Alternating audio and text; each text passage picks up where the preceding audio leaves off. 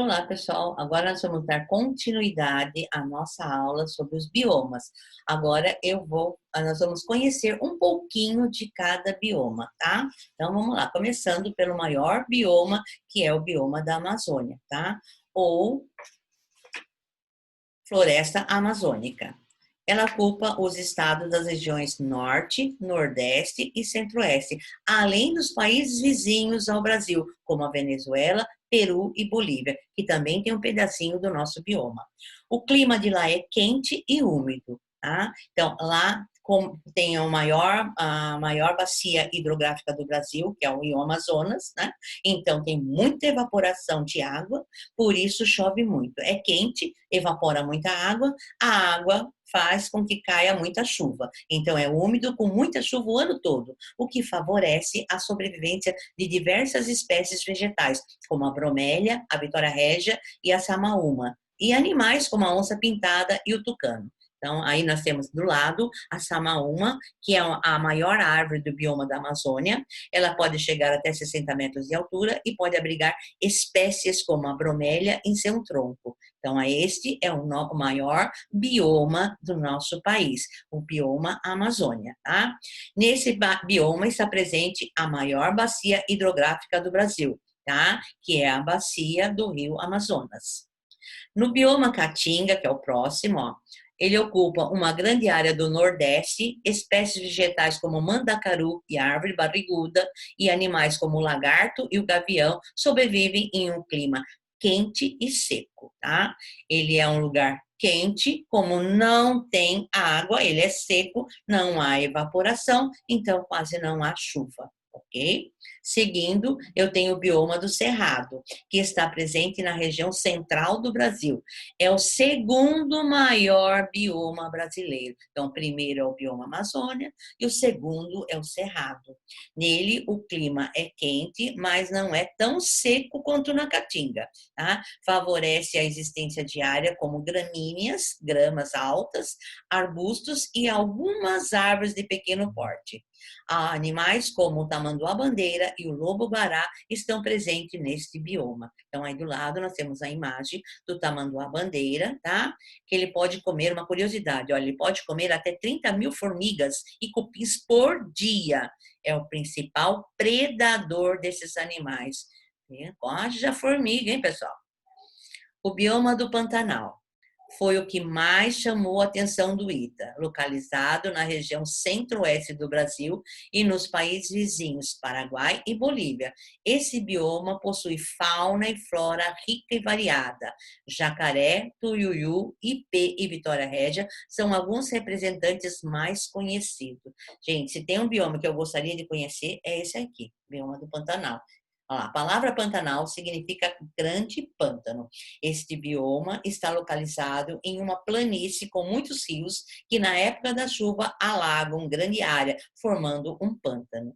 Do lado, nós temos a imagem do tuiuiu. É a ave símbolo do Pantanal. Ela vive em pântanos, lagoas e rios, em companhia de muitos indivíduos da sua espécie. Volte na página 25 e localize e escreva abaixo o nome dos estados brasileiros que esse bioma pode ser encontrado. Então, naquele mapa da página 25, onde está lá localizados os biomas, vocês vão ver aonde está o Pantanal. Uma dica, ele pega 2 estados da região centro-oeste. A Mata Atlântica. A Mata Atlântica é o nosso bioma, tá, pessoal? O nosso bioma é a Mata Atlântica. Ele é um bioma de floresta tropical, assim como o bioma Amazônia. Ele está presente na região sudeste e em parte das regiões nordeste e sul do Brasil, próximo ao litoral. Por isso que eu falei para vocês que o nome Mata Atlântica lembra Oceano Atlântico, então ele é próximo ao litoral. É um bioma de clima quente, praias é sempre quente, e úmido, que permite a sobrevivência de uma infinidade de anfíbios e répteis e a sua existência de um grande número de animais voadores, arborícolas, que se alimentam de frutas, como, por exemplo, os morcegos, tá? Sementes e frutas. Há uma grande variedade de espécies vegetais, como árvores, samambaias, orquídeas, entre outras. Observe a imagem ao lado, ela se refere à Mata Atlântica. Então, O que mais, além de árvores e planta, podemos ver nessa foto? Nós podemos ver prédios, cidades, apartamentos, né? Então, o que isso significa? Significa que a cidade, os prédios estão invadindo o nosso bioma, o bioma da Mata Atlântica. Por isso, ele é o bioma mais devastado até hoje. Tá? Tá quase que acabando. Bom, agora aqui nós temos duas imagens lindas, tá? Na Mata Atlântica, há uma das maiores biodiversidades de espécies animais e vegetais do planeta. E o mico-leão dourado é um animal característico das florestas tropicais brasileiras. O último bioma a ser apresentado às crianças foi o Pampa, também chamado de campo, localizado na região sul do Brasil. Possui clima frio e úmido na maior parte do ano. A vegetação predominante é composta por plantas rasteiras, como gramíneas, com poucos arbustos e árvores. Entre as espécies animais características desse bioma estão a jaguatirica e a vicunha. Em função do relevo plano levemente ondulado, a principal atividade econômica praticada nele é a pecuária. Então, por ter muito campo, eles criam os animais. Pesquise e anote o nome de alguns outros animais que vivem no Pampa. No Pampa também vive o gavião, temos o quero-quero, o João de Barro, tá? Os meninos ficaram muito felizes com a explicação de Akira. Eles foram interrompidos de novo, mas dessa vez pela televisão. Então, vamos lá, na televisão. Voltamos agora com o incêndio florestal que já devastou uma grande área de proteção ambiental em Goiás. Bom, criança, está na hora de contar para vocês da interferência do ser humano no meio ambiente, as atividades humanas e o desequilíbrio ambiental. Akira explicou que o incêndio interfere na relação entre o ser vivo e o ambiente ao redor, causando um desequilíbrio ambiental. Todos os biomas do planeta Terra tiveram interferência do ser humano, o que causou grandes mudanças no ambiente natural.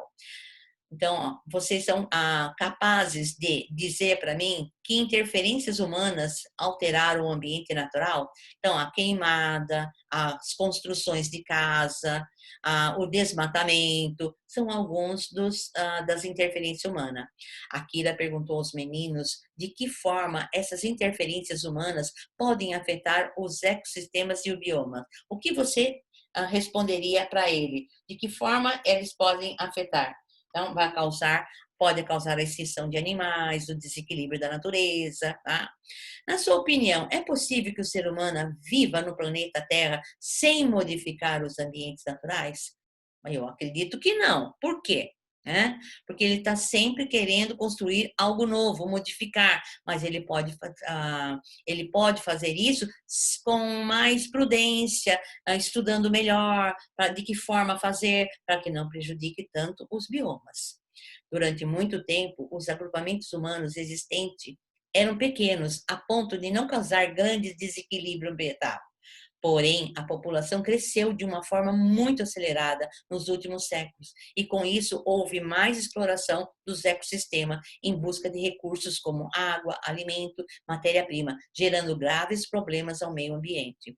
Hoje em dia, há pessoas que se preocupam com isso e estudam formas de explorar e retirar do ambiente aquilo de que o ser humano necessita, sem deixar de lado a preservação dos demais seres vivos e dos recursos naturais. Saber como o meio ambiente reage a tanta degradação é fundamental para encontrar maneiras de diminuir os impactos causados pelo ser humano. No bioma Amazônia, os recursos naturais também são bastante explorados. A riqueza e a diversidade desses recursos têm atraído muitas pessoas por diversos motivos, como a extração de planta para pesquisas voltada à produção de remédio, a extração de árvores para a área industrial e a obtenção de animais como os peixes ornamentais. O que o preocupa com relação à interferência humana nesse bioma é principalmente a exploração desses recursos de forma ilegal, o que prejudica o equilíbrio do ecossistema existente, pois a perda da biodiversidade e o aumento do risco de extinção de animais, por exemplo.